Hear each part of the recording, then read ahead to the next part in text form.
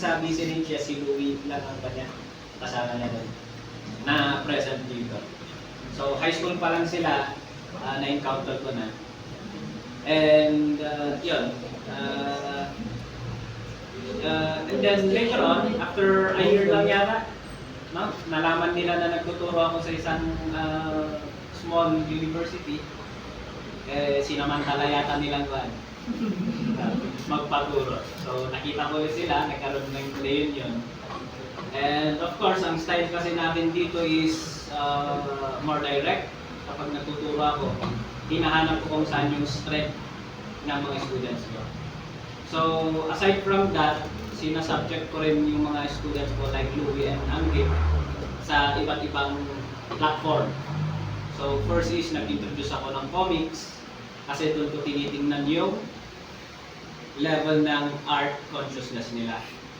So doon ko na-discover si Angge, though kinakapa niya pa yung illustration skills niya during that time, pero mataas ang art consciousness niya at saka creative capabilities niya.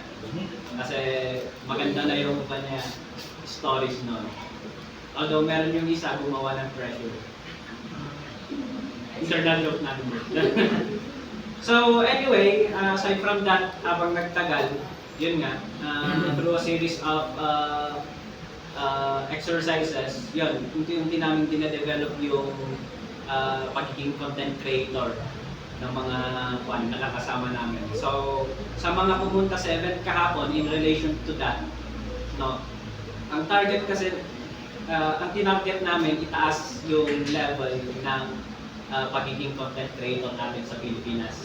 Kasi we need content creators and original content creators. And mataas na level yun. Hindi lang yun drawing lang. Kasi maraming platform ng art. So fortunately, together with the others, Louie and Angge, nag-build up, nag-stack up lahat ng learnings nila with kasama na yung mga na-experience nila. Kasi pumupunta kami sa iba't ibang lugar din, not just in Baguio, no? Pupunta rin kami outside para ma-experience nila, ma-rationalize nila yung information na hindi lang pala ito yung community namin. No? And until such a time na naghanap rin sila ng kanya-kanya nilang pathway, kumbaga, to develop their art. And gulat na lang ako, pre-pandemic, may nagme-message si Angge. No? Nagpapakonsult about something, about clay. Diba? Pre-pandemic pa. Siyempre, nagulat na lang ako na meron pa pala siyang interest doon.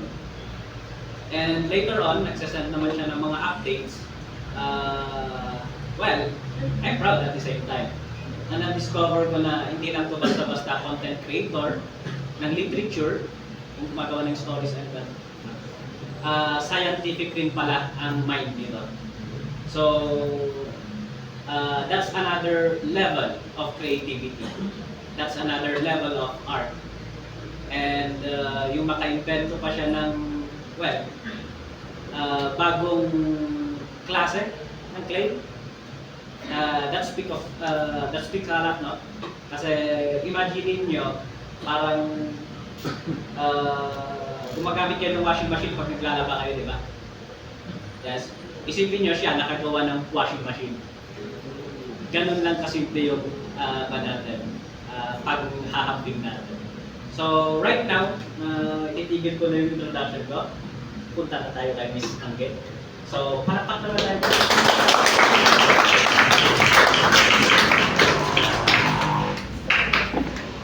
Hello everyone! Ako si Angelica May Oli or also known as Oli.